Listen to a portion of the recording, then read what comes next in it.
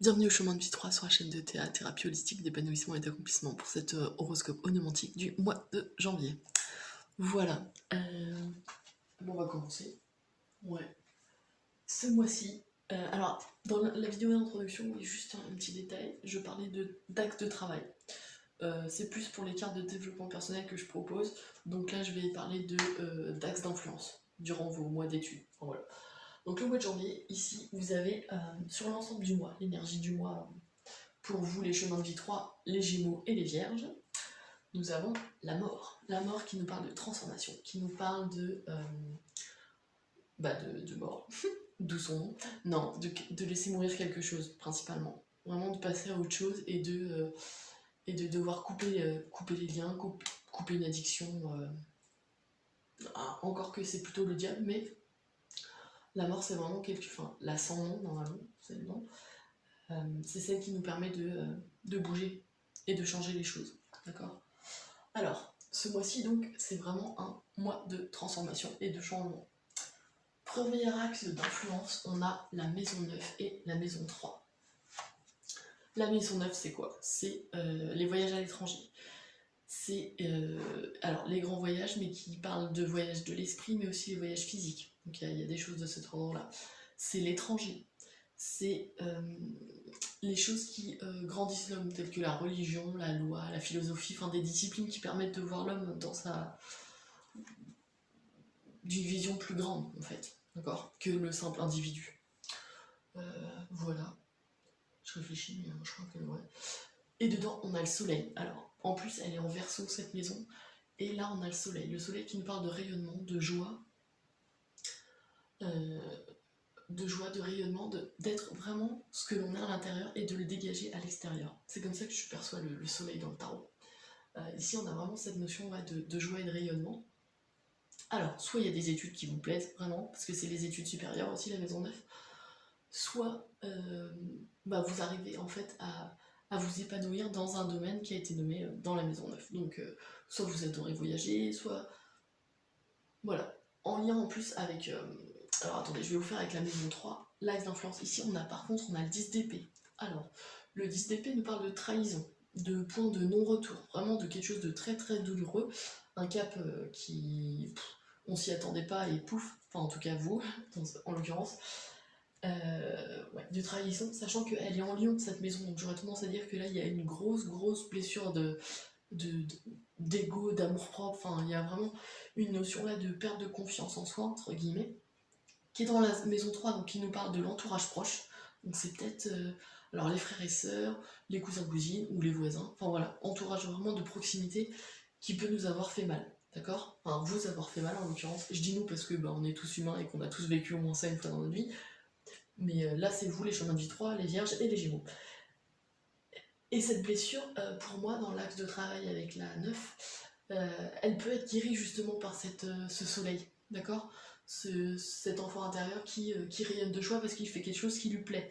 Et en l'occurrence, ici, on a cette notion, comme je vous l'ai dit, d'études supérieures, enfin d'études, hein, quelque chose qui vous plaît, ou quelque chose qui vous permet de voir l'humanité comme un groupe, un collectif, à l'image du Verseau, qui se bat pour l'humanité et non pas pour un seul individu.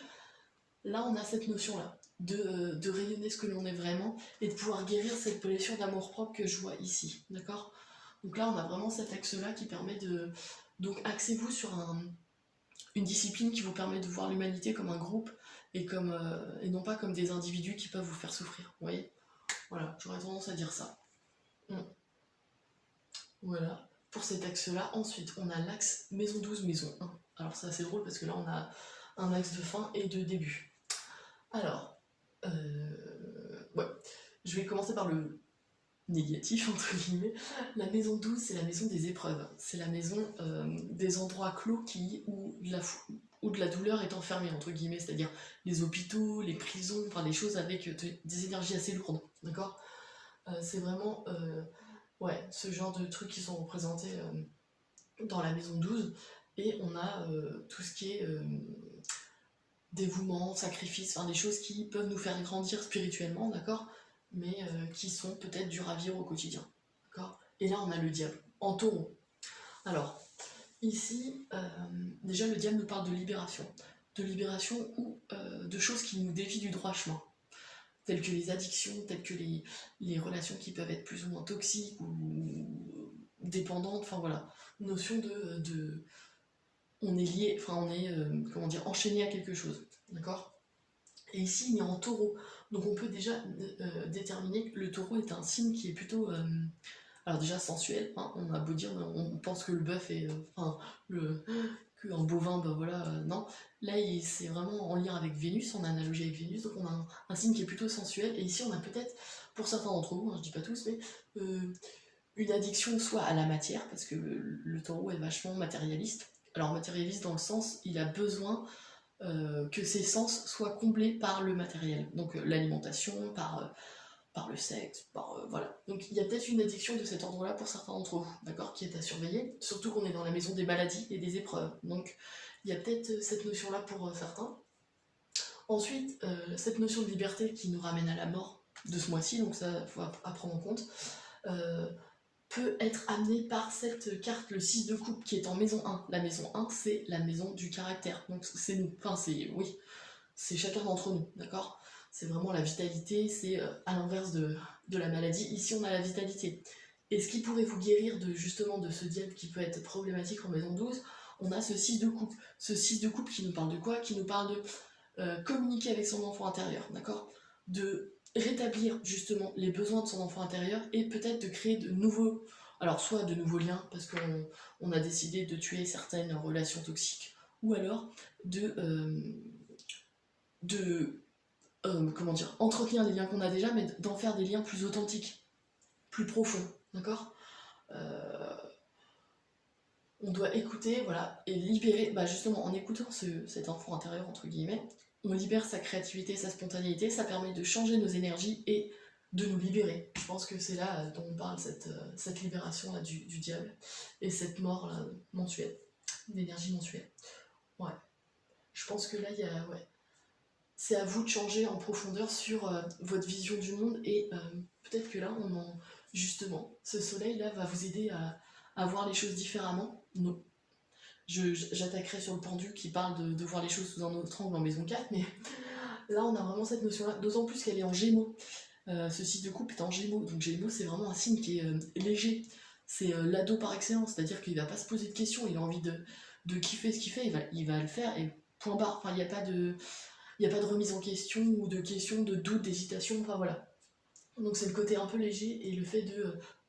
le Gémeaux est un signe assez libre en fait. Il aime s'amuser et il est libre. Voilà. Donc voilà, il y a libération, liberté avec le signe, avec l'enfant intérieur. Donc essayez vraiment de retrouver cette joie de vivre qu'on a quand on est petit, innocente, assez pure. Voilà. Ensuite, troisième axe de travail, maison 10, maison 2. Alors, la maison 10, elle est en poisson et on a le roi d'épée. Alors, la maison 10, déjà, c'est quoi? C'est le destin, c'est le but qu'on se donne dans la vie, c'est les ambitions, c'est les honneurs qu'on a envie de recevoir, c'est aussi le refus de l'hérédité, donc c'est à l'opposé de la maison 4, donc c'est vraiment la réalisation personnelle, c'est dans ce dans quoi on voudrait se réaliser, d'accord? Ou en tout cas, ce que les astres ont dit dans lequel on pourrait potentiellement se réaliser. Là, on a le roi d'épée en poisson. Alors, le roi d'épée nous parle de quelqu'un de... Alors, soit c'est vous qui êtes porteur de cette énergie, et alors là, vous êtes quelqu'un de très analytique, de très intellectuel, de très carré. Le côté émotionnel, là, il est en poisson, donc c'est cool, donc ce qui permet d'essayer de trouver un équilibre. Mais sinon, le roi d'épée est quand même vachement cérébral, hein, d'accord? Ici, on nous conseille, en tout cas, de ce que je peux voir ici, en tout cas, première symbolique, c'est de trouver l'équilibre entre son intuition et son intellect. Et alors là, la réussite professionnelle, elle est, je pense, personnellement, parce que le roi, ça a quand même une carte qui a de la maîtrise, on a une bonne réussite professionnelle qui se profile, d'accord? Si c'est pas vous qui êtes porteur de cette énergie, mais quelqu'un du signe du Verseau, de la Balance ou les signes d'air de... Attendez, excusez-moi, signe d'air... on est qui en signe d'air? J'essaie de me rappeler vite fait. Oui, donc Gémeaux, Balance et Verseau. Mais je vais y arriver. Voilà, donc ces trois signes-là, c'est peut-être des gens de ces signes-là qui peuvent vous aider. Alors ça peut être des personnes qui peuvent vous donner alors, des conseils précieux, du genre conseiller financier, banquier, D'autant plus que là, c'est relié à la maison 2, hein, donc les finances, l'argent qu'on gagne avec un effort, d'accord? Le comportement vis-à-vis de l'argent aussi. Donc j'aurais tendance à dire ça, donc il y a peut-être quelqu'un d'assez âgé qui connaît le domaine de la finance et qui peut vous conseiller. En tout cas, dans votre développement professionnel, d'accord? Une formation à faire, ou voilà, des choses qui peuvent vous apporter des conseils précieux. Sachant que c'est en lien avec la maison 2, j'aurais tendance à dire que c'est justement, comme je vous l'ai dit, un conseiller financier ou un chef d'entreprise ou quelqu'un qui s'y connaît dans les finances. La maison 2, c'est l'argent qu'on gagne, comme je disais, et là on a le 7 de pentacle. Alors, le 7 de pentacle avec le cancer. Le 7 de pentacle, déjà, c'est une carte qui nous parle de récolte, d'accord? Comment dire? On se pose des questions, on fait une mise au point et on se dit, d'accord, j'en suis là, comment j'en suis arrivé là, et où je vais maintenant à partir de là, d'accord? Cette de couple là nous parle justement de remise en question, entre guillemets remise en question, que le roi d'épée peut nous conseiller, sur lesquels il peut nous conseiller pour avancer, d'accord?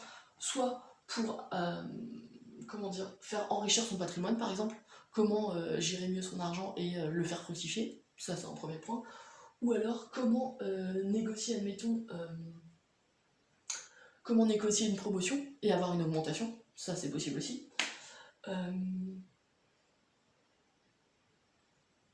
Le 7 de pentacle, c'est aussi la récolte. Donc dans certains cas, vous l'avez déjà cette promotion et en fait, vous attendez juste que l'augmentation arrive. Et ça, c'est plutôt cool aussi. Alors, elle est en cancer, donc c'est vraiment, j'aurais tendance à dire, une récolte plutôt... Alors, inattendu, c'est certain. Enfin, inattendu, non, parce que le cancer a quand même des compétences, mais il a tendance à agir pour son foyer, vous voyez, pour sa famille. Donc là, on a peut-être quelque chose qui peut être cet ordre-là, donc on va regarder les autres axes d'influence. Je vais regarder. Qu'est-ce qu'on a d'autre? Le dernier, c'était maison 4, maison 6. Donc justement, maison 4, maison 6. Ouais. Maison 4, c'est la famille, justement, en lien avec le cancer, ici. Et là, on nous parle de quoi? Du pendu. Le pendu, c'est quoi? C'est... alors, je vais symboliser vite fait la maison 4. C'est le foyer, les racines, les valeurs immobilières aussi. Donc, il y a peut-être un investissement dans le dur. Ça, c'est possible. Hein. Parce que là, on s'investit pour le foyer avec le cancer.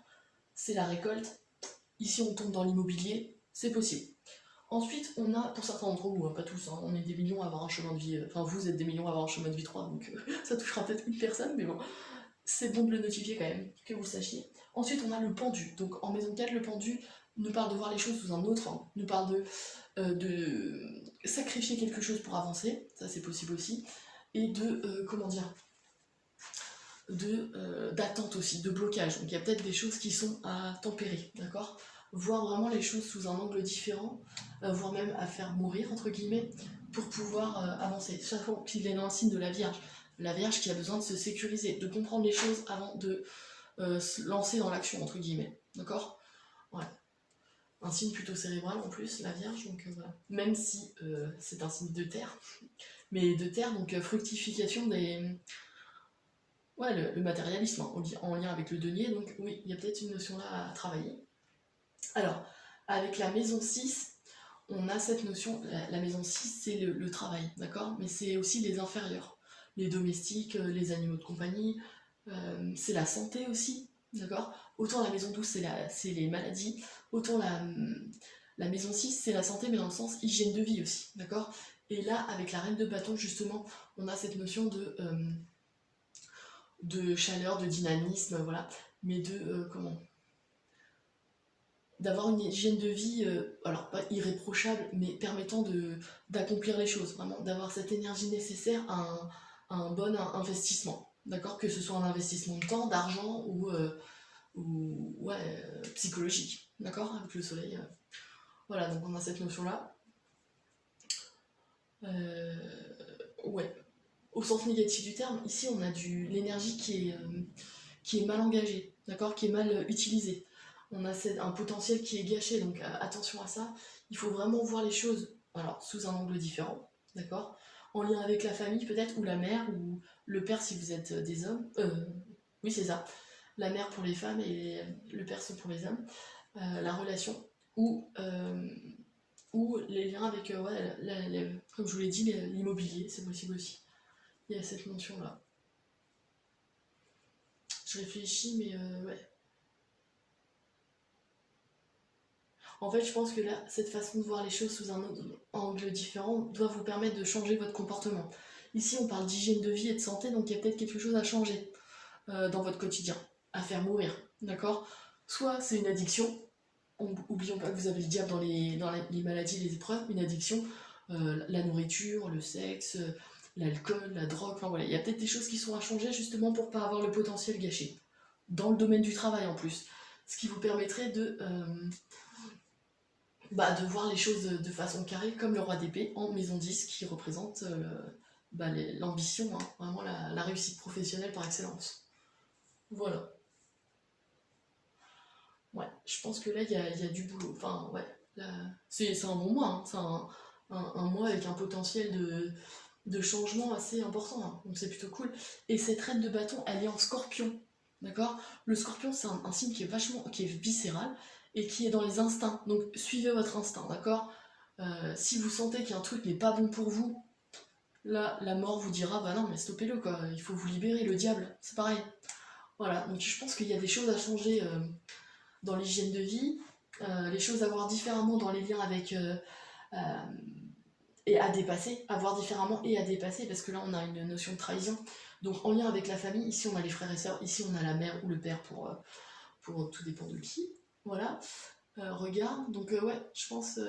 Mais il y a un super potentiel d'épanouissement parce qu'on a le soleil dans la maison 9, donc on a quelque chose, voilà. Le roi d'épée qui a la maîtrise dans les ambitions professionnelles, donc c'est plutôt cool. Donc voilà, pour cette carte du mois de janvier, pour vous les chemins de vie 3, les vierges et les cancers. N'hésitez pas à liker, à partager ou à vous abonner si ce n'est pas déjà fait. Et puis à visiter mon site internet si ça vous dit, pour une carte onomantique de développement personnel sur www.ta-du6accompagnement.com. Et puis je vous dis au mois prochain.